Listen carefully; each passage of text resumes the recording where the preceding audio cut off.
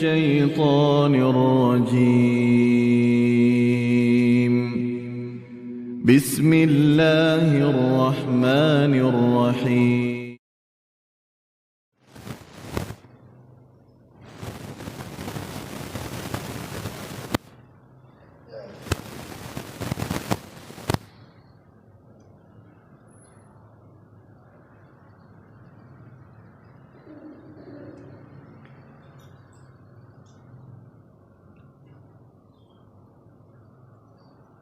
Assalamualaikum warahmatullahi wabarakatuh. Innal hamdalillah nahmaduhu wa nasta'inuhu wa nastaghfiruh wa na'udzu billahi min shururi anfusina wa min sayyiati a'malina. May yahdihillahu fala mudilla lahu wa may yudlil fala hadiya lahu. Asyhadu an la ilaha illallah wahdahu la syarika lah wa asyhadu anna Muhammadan abduhu wa rasuluh la nabiyya ba'dah. Amma ba'du.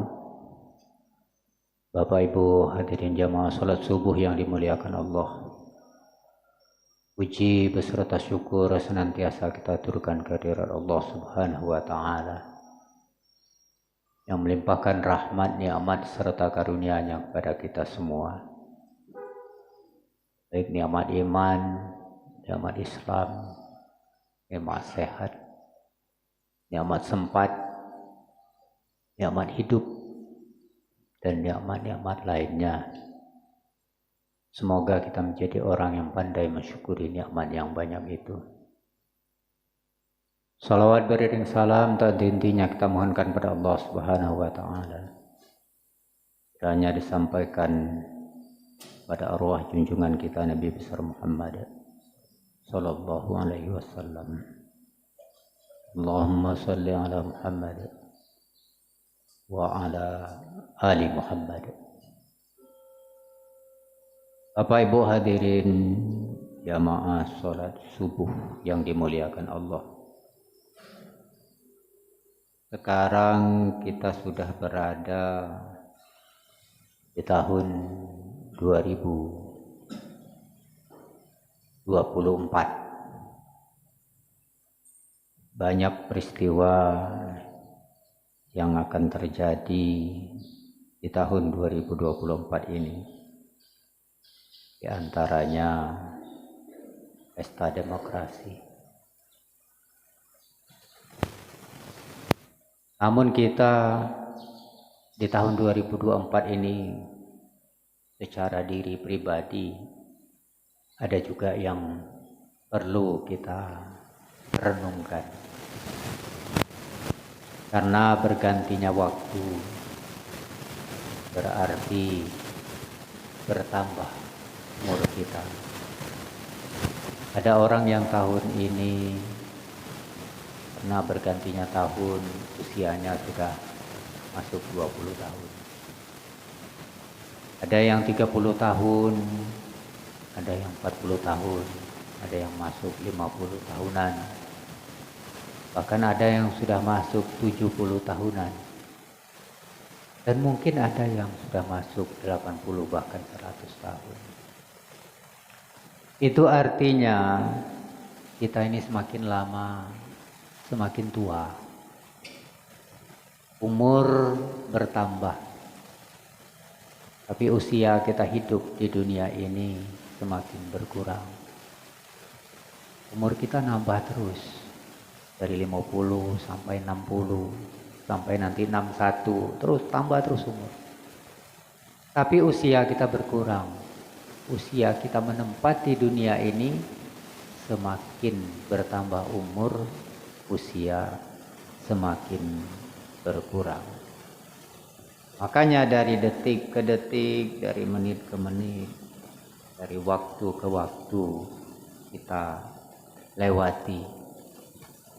Namun dengan bergantinya masa, dengan bergantinya waktu itu perlu kita renungkan. Adakah perubahan dalam diri kita? berubah ke arah yang lebih baik. Kita Indonesia ini juga kalau bisa ke depan itu berubah ke arah yang lebih baik dari waktu-waktu sebelumnya. Tapi secara diri pribadi kita juga harus berubah ke arah yang lebih baik. Menjadi orang yang lebih taat dan dekat kepada Allah Subhanahu wa ta'ala.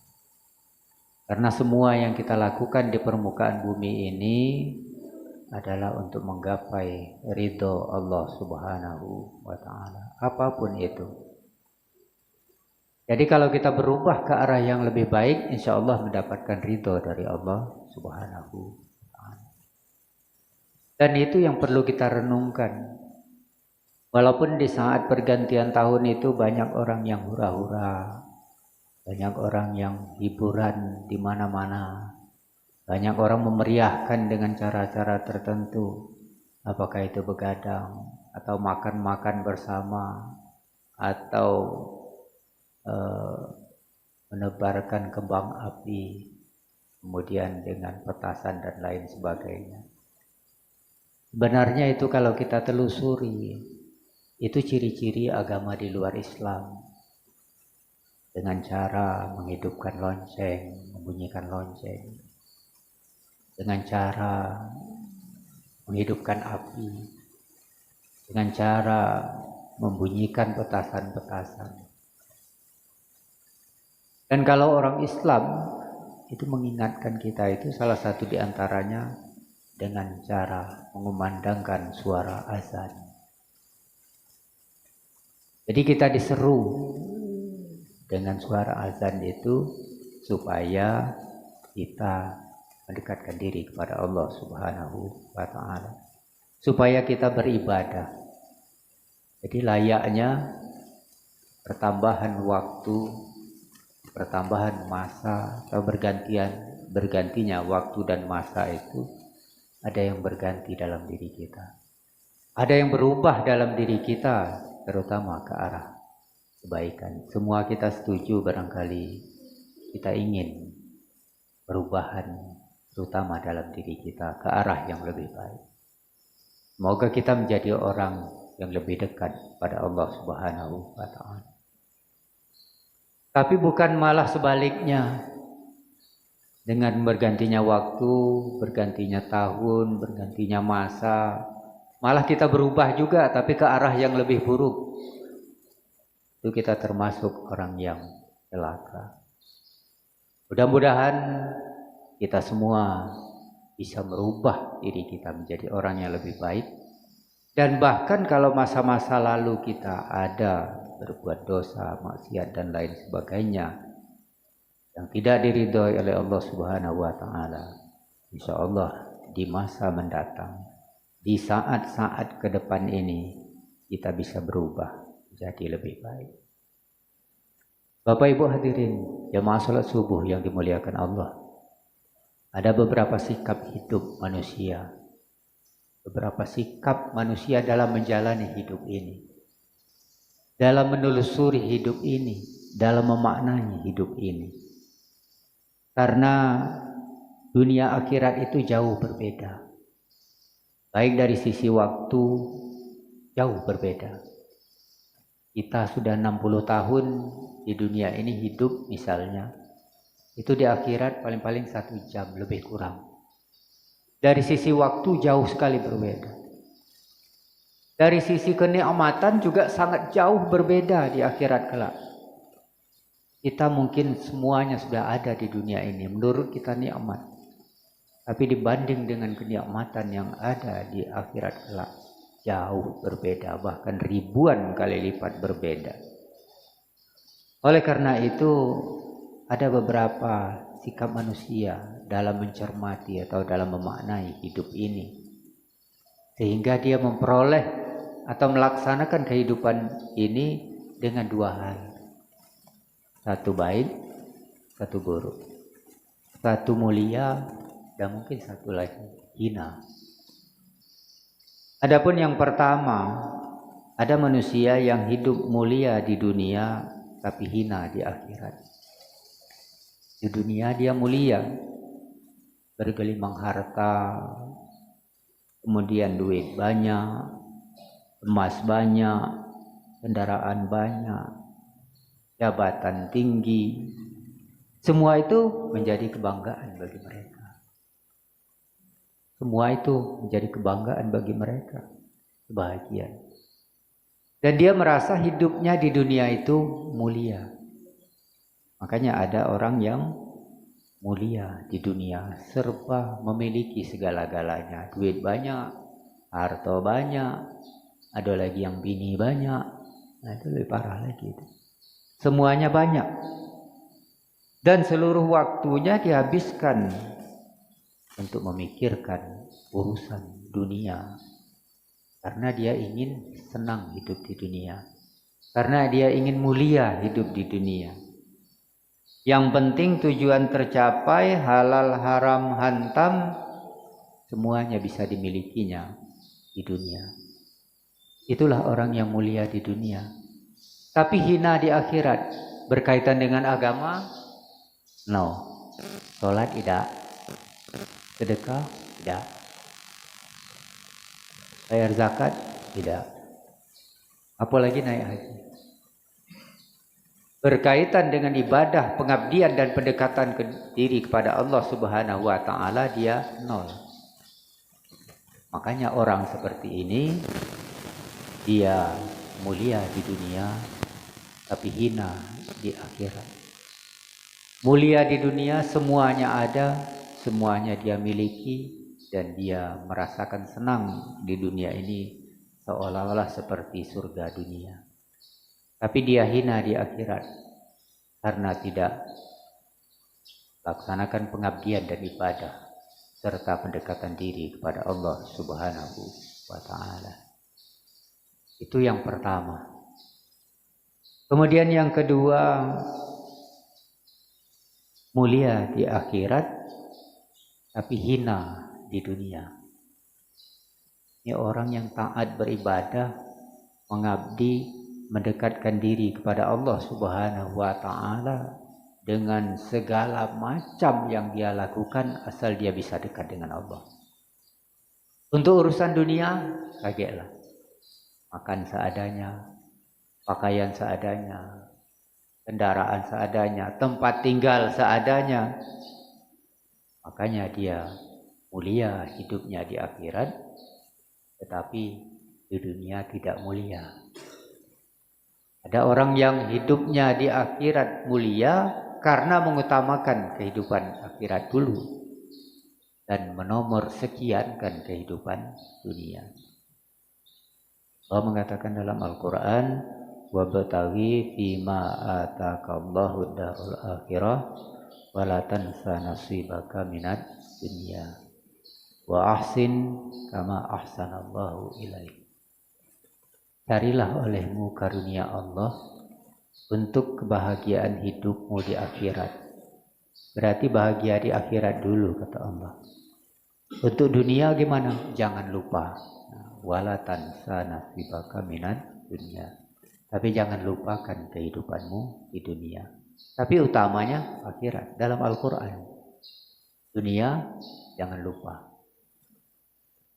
Kalau yang utama sudah kita miliki, yang kedua dan yang ketiga dan seterusnya, insya Allah kita akan miliki. Kalau kita bisa mencapai kehidupan yang bahagia di akhirat, insya Allah dunia kita akan bahagia.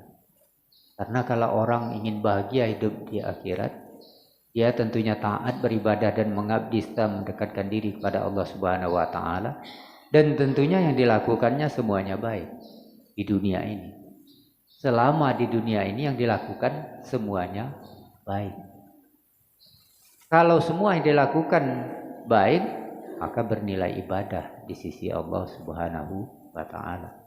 Dan insya Allah dia akan mendapatkan bahagia di akhirat.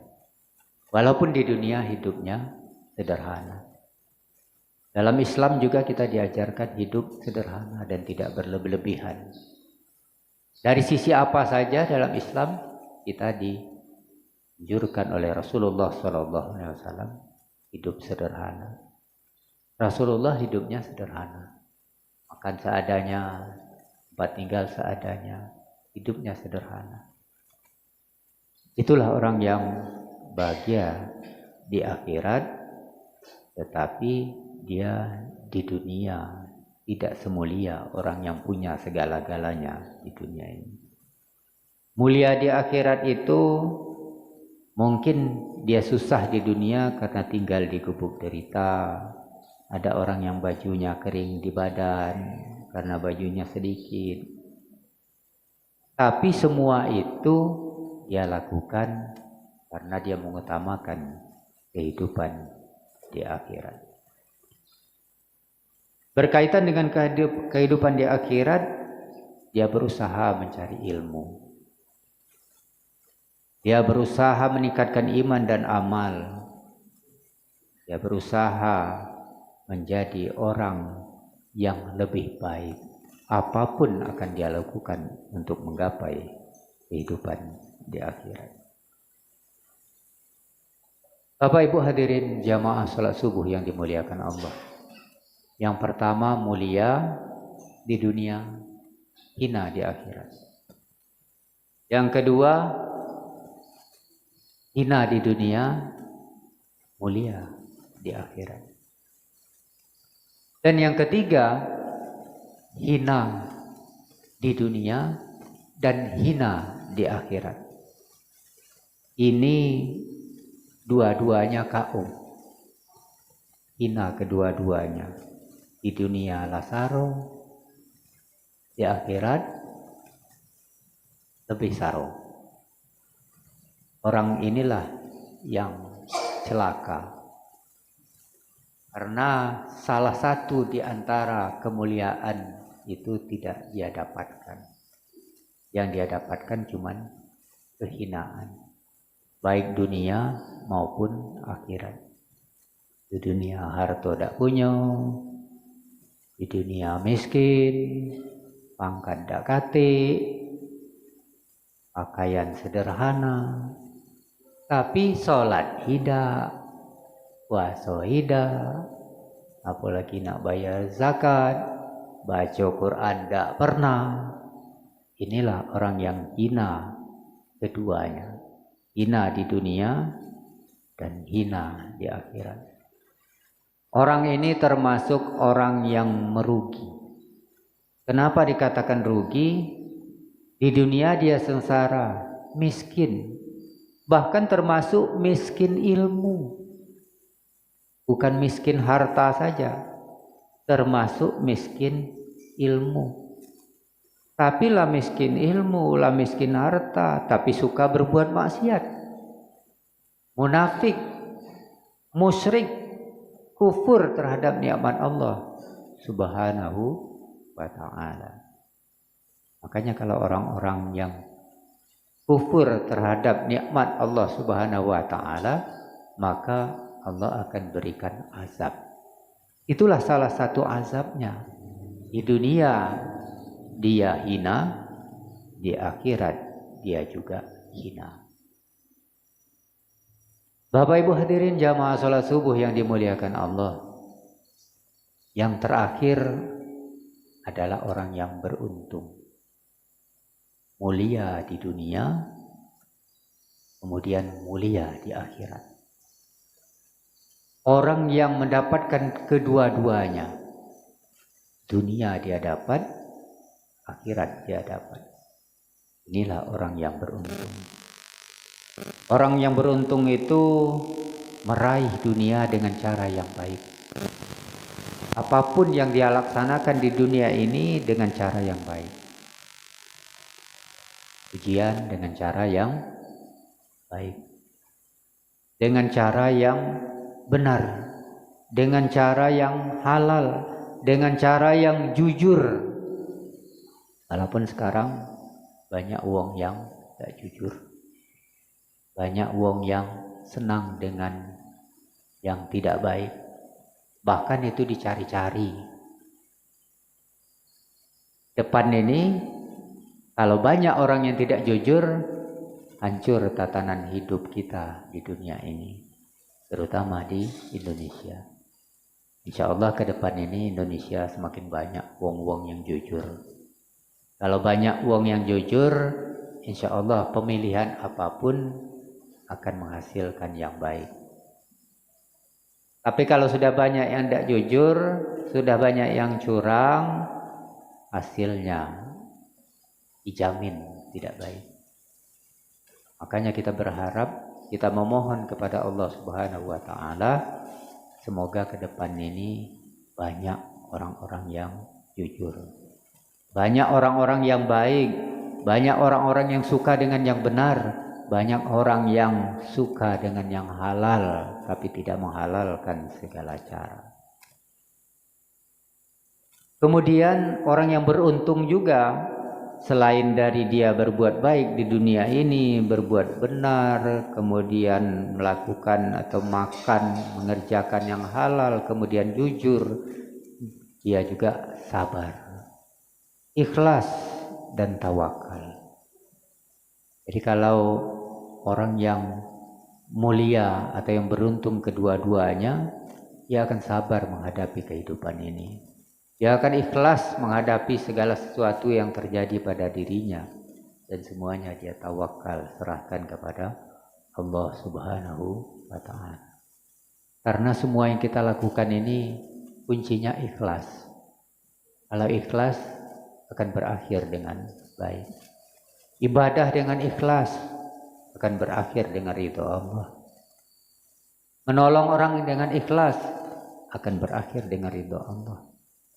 Semua yang kita lakukan dengan ikhlas akan berakhir dengan ridho Allah Subhanahu wa Ta'ala.